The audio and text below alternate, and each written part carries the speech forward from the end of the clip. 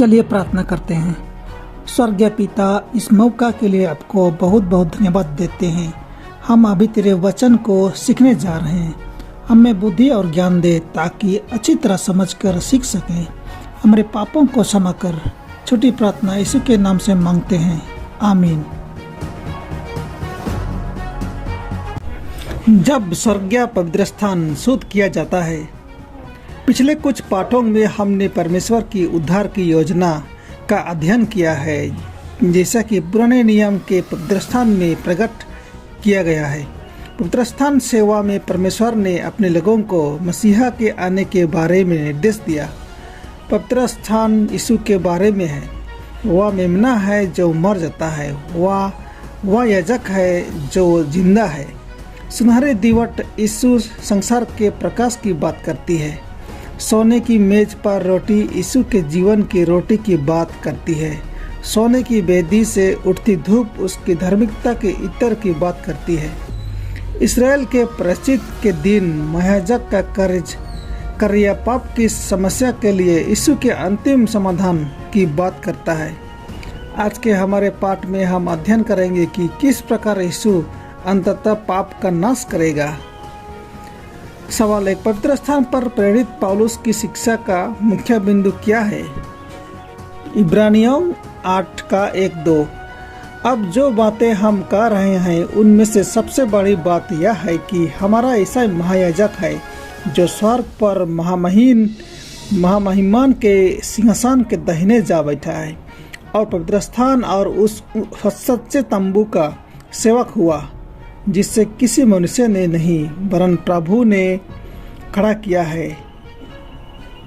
सवाल नंबर 2, यीशु अभी कहाँ है और वह क्या कर रहा है? इब्रानियों 9:24। क्योंकि मसीह ने उस हाथ के बनाए हुए पवित्र स्थान में, जो सच्चे पवित्र स्थान का नमूना है, प्रवेश नहीं किया पर स्वर्ग ही में प्रवेश किया, ताकि हमारे लिए अब परमेश्वर के सामने दिखाई दे।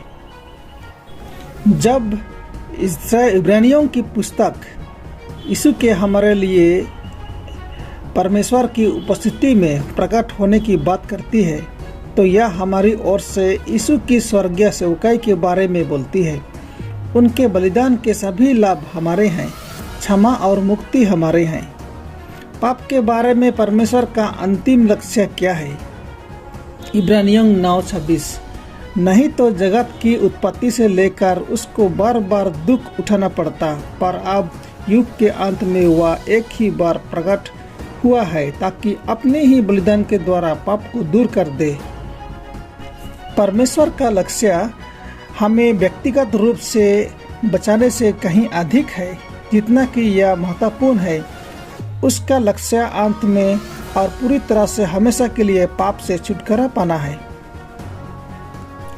पुराने नियम की पवित्र स्थान सेवा पाप को दूर करने की परमेश्वर की योजना को कैसे प्रकट करती है? व्यवस्था 16 अध्याय 32 से 34। चलिए पढ़ें। और जिसका अपने पिता के स्थान पर याजक पद के लिए अभिषेक और संस्कार किया जाए, वह याजक प्रायश्चित किया करे, अर्थात वह सनी के पवित्र वस्त्रों को पहनकर पवित्र स्थान और मिलाप वाले तंबू और वेदी के लिए प्रायश्चित करे, और याजकों के और मंडली के सब लोगों के लिए भी प्रायश्चित करे।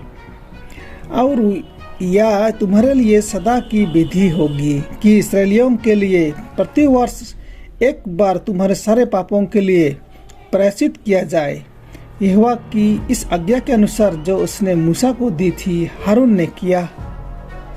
दोस्तों, प्रायश्चित के दिन यहूदी महायाजक ने बिना किसी दोष या दोष के बलिदान चढ़ाया। जानवर के सिर पर कोई पाप कबूल नहीं किया गया था। वह शुद्ध रक्त के साथ पवित्र स्थान में प्रवेश किया, ताकि पवित्र स्थान को पापों से मुक्त किया जा सके। लोग जो पूरे साल प्रतीकात्मक रूप से जमा होते थे, प्रभु का बकरा लेवितिकुस 16:15, यह पाप बलि का बकरा हमारे पापों को उठाए हुए इसी को दर्शाता है। सवाल नंबर 5, महायाजक ने पवित्र स्थान के कर क्या करते थे? वह सब पापों का उत्तरदायित्व और अंतिम दंड को कहाँ रखता था। पढ़ें लेवियवस्था 16:20 से 22।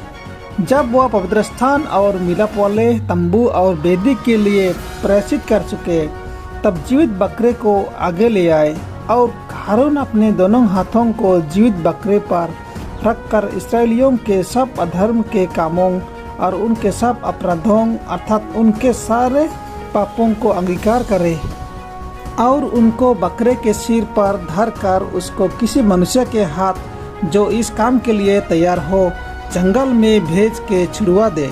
वह बकरा उनके सब अधर्म के कामों को अपने ऊपर लादे हुए किसी निर्जन स्थान में उठा ले जाएगा। इसलिए वह मनुष्य उस बकरे को जंगल में छोड़ दे। यीशु ही हमारा एकमात्र पाप वाहक है दोस्तों, लेकिन पाप का अंतिम उत्तरदायित्व शैतान पर है जो सारे पापों का जनक है। जीवित बकरा, बलि का बकरा शैतान का प्रतिनिधित्व करता है। समय के अंत में वह उन पापों के लिए पूरी तरह से गैर जिम्मेदारी वहन करेगा जो उसने लोगों से करवाए हैं। शैतान और पाप नष्ट किए जाएंगे। सवाल नंबर 6, प्रायश्चित के दिन परमेश्वर ने इस्राएल से क्या अपील की थी। पढ़ें लेवियवस्था 23:27।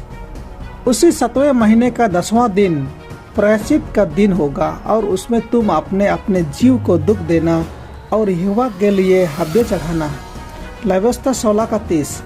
क्योंकि उस दिन तुम्हें शुद्ध करने के लिए तुम्हारे निमित्त प्रायश्चित किया जाएगा और तुम अपने सब पापों से यहोवा के सम्मुख पवित्र ठहरोगे। दोस्तों, प्रायश्चित का दिन न्याय का दिन था। सभी इस्राएल अपने प्राणों को दुख देने या अपने पापों का पश्चाताप करने के लिए पवित्र स्थान के चारों ओर एकत्रित होते थे। उन्होंने गहरी आत्मा की सफाई के लिए प्रार्थना करते थे। हम भी न्याय के समय में जी रहे हैं दोस्तों। प्रकाशित वाक्य 14:6-7। परमेश्वर हमसे अपील कर रहा है कि यीशु में हमारे विश्वास के कारण अंतिम निर्णय में सुरक्षित होने के लिए अपने जीवन को पूरी तरह से उसके सामने समर्पित कर दें। दोस्तों, क्या आप आज पाप के गहरे अंगीकार में अपना हृदय यीशु को समर्पित करना चाहोगे? सीधे शब्दों में कहें, यीशु मुझे शुद्ध करो।